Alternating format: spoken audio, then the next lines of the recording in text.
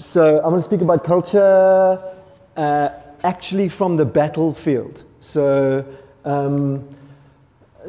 I'm going to say, I'm going to cover 3 things, the cold hard truth about why most companies are failing quite badly, in our opinion, the revelation that these companies need to arrive at, and how to start change. So it's almost like a Star Wars story arch. It gets really bad, you get hope, and then you can win in the end.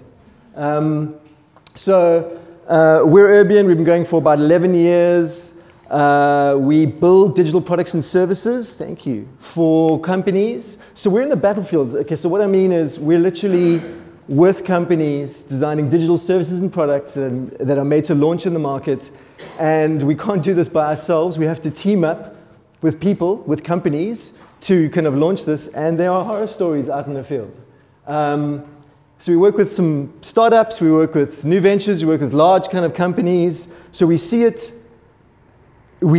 from large to small, this scary topic or this organizational problem, which I think is rooted in culture. You know, what's the famous saying? Culture eats strategy for breakfast. Eh? So you can have amazing plans and strategies. You've got a bad culture. We'll see you later. So we pretty much take over from where the large consultancies leave off. So they hand over beautiful strategies and plans. Thud makes the strategy deck 100-page on the boardroom table. It gets pulled off and the CEO puts it on the 3rd drawer of his desk because he's really going to get to it just now. And he's totally going to implement that. And then about 10% of those wonderful plans from the consultancies ever get implemented or see the light of day. So we say, thanks, have you had a bad experience? In comes Urbian, and we actually help them actually launch something in market sometimes in about 100 days. Okay, so how do we do this? We pretty much put together strategists, product owners, designers, and coders. We put them next to client teams. We grill our clients and we onboard our clients and we go, listen, there's a couple of things you need to give us. You need to give us autonomy. We need to be able to make decisions. We need to be able to move fast. Otherwise, we're going to kind of launch this thing in 2 years. There's a lot of like standing and pointing.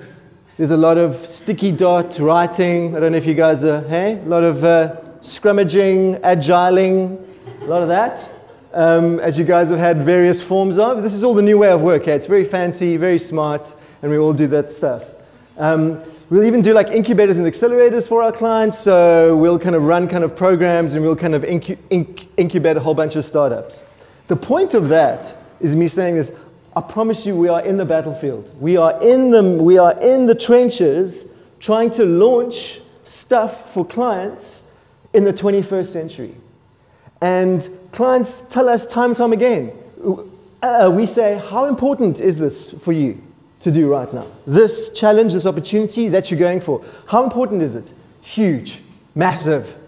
It's the very future of our organization, for crying out loud. Okay. Do we have autonomy? Can we make decisions? Can we go for it? Can we fail forward? They love the fail forward language and list all the buzzwords. Fail forward, agile, learn fast, iterate, quick, all that stuff. MVP. Who knows what MVP means, eh? So, okay, so here's the culture problem as I see it. A, we are still operating in an organizational model that hasn't changed since back in the day, where people were regarded as, so the Industrial Revolution, right? People were regarded as assets, and you got them on the floor, and the focus was outputs en masse, right? Productivity from the Industrial Revolution. Okay, we're still in that. Okay, so the cubicles, the factory floor, looks very similar. So I think, in my view, working with these organizations and these kind of companies, the model hasn't changed, man. The org chart hasn't changed in years, but we're paying with our phones. I can snap my heels, and I can get a coffee, and I can Facebook launches a freaking cryptocurrency. Oh my goodness, we're doing all these amazing things, but the org chart has stayed the same. And managers are hired on top of this now to make sure we sweat the assets. Guys, we've got targets. We've got outputs. We've got quarterly, yearly targets, and you just sweat the assets. Go, guys, go. Code it, code it, code it. Okay. So at the end of the day, as a business case, as kind of John kind of said, the reality is right now we feel that the lights are finally coming on. The bulbs are finally kind of switching on because I think this is clearly not working financially. Bottom line, we're kind of hitting top left and we're moving slowly to the right. So can you imagine, over the last years, the average length of a successful enterprise-grade company has gone from 61 years to 18. 18 years. My parents, the generations before me, you grew old in a company. I know for us millennials, you kind of shift every 4 or 5 years. But I mean, this wasn't a long time ago where you joined a company and you stayed there. You can't, you need to get another company. The company that you started is closing. So there's something drastically wrong. Okay, so the revelation. The problem with companies, I believe, is not the people. So every time leadership says, the leadership is going to say, our hires suck. Our HR teams are rubbish. We don't know how to hire, probably reinvent the HR process, do a new way to hire. Our people suck. The people say, the leadership sucks. Our leadership takes 55 years to approve anything. All these processes, all these organograms, it's wrong. I don't believe it's either, not just me. I think this is the problem. People aren't the problem, and leadership really aren't the problem. Do they need to improve? I'm sure they do. I'm sure they do. But I feel if we drastically improve those, are we going to radically see a change? I don't think so. I think the problem is an organizational one. This is the problem. 1920 org chart. 2018 org chart. One done in Microsoft, one done by hand, very similar. That's the problem. The problem is we're still operating, in my view, under a 50-year-old operational model that on our best day is never going to do. We work with entrepreneurs inside companies, entrepreneurs inside, who've not only become experts at their domain and how to launch products and work with teams, but they've had to learn how to traverse the corporate political approval process in order to get anything done. Kind of sounds like self-sabotage to me. It's like you're sabotaging yourself. So if you want to get anything done, we're told by our entrepreneur inside the company, 18 years, he says, you can't go to that guy. Don't you dare send an email to that guy. And if you speak to that guy, nothing's going to get done. So keep it here, keep it here, keep it here with us, and we're going to get this thing through. He's learned how to traverse the organization. That's sad. That's unnecessary. Okay, the org chart is the problem. The inherited hierarchy that comes with the org chart. The company rules that comes with that, and ultimately there is this org chart hierarchical-led company playbook that everybody needs to play by. That is the problem. It's got to go. I don't think there's any way that we can keep rejigging it. We can keep talking about how to change the org chart. I think it just has to go. It has to go. But there is hope. There are a bunch of companies that are doing great things already. There are banks here. If a bank can do it, I know the Swedes are progressive, but hey, banks can do it. Retail companies can kind of do it. I know sexy music startups can kind of do it. The largest investment fund, everyone's familiar with Bridgewater. If these guys can do it, I promise you, I believe we all can. We really, really, really can. Okay, so when this works, and guys are doing it, Google those guys. I think we're sharing all of these slides with everybody. Something beautiful happens. Something quite magical. This is a video of starlings flying in formation.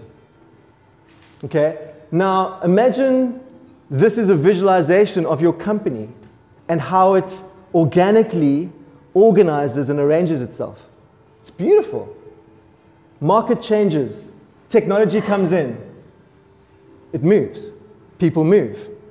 There's two rules if you want to reproduce this mathematically with code. The one is, one object, just make sure that you don't bump into anybody else. The same distance on the left of you, same distance on the right of you, and the same distance in front of you. Just don't bump into anybody else. Just be cool, okay? Second rule is generally fly in the same direction as everybody else. And if you do that, hey, we're not bumping into anyone, and we're moving at the same time. Beautiful. Beautiful. Can look at it all day. Yeah. So, bottom line, we need to go from this to this. Okay, so red is information, old org chart, company head wants, guys, I want information, send it up, and everyone sends the information upstream. Yes, boss, here's the information, you got it, you're getting lots of it, look at those reports, I'm giving you reports, here they come, giving reports, and then the decision making, in kind of purplish, comes down. They make the decisions, and down it comes. You can do this, you can do that, you can't do this, you can't do that, and you can't do that. Sorry for you. More information there, more information. It needs to go to almost cell-like structures. So what this is information dissemination and decision-making done locally. So top brass pretty much needs to go, guys, share information and make decisions. You have full decision-making authority within the realm that we give you. Opposite of micromanaging. Okay, so how are we going to change this? I have not a clue. All the best with that. Easy for me to say, hey, just change your companies. Really, I mean, we really need to work with companies. The smarter our clients are, the better our companies that we work with that are organizing themselves, the far more chance we have of releasing something. Because we're not in the business of releasing decks. We actually want to launch things. So we're out there to find companies that have some semblances of this adaptable, autonomous culture. A couple of books that you should probably read. This is amazing. Actually, all kind of three are amazing. Read a bit, and I think what I would do is I would begin the process, go get the OS canvas, it's free, download it, and begin the process of kind of running through how it is that you can change from your org chart to this new model of organizing yourselves around work. Thanks.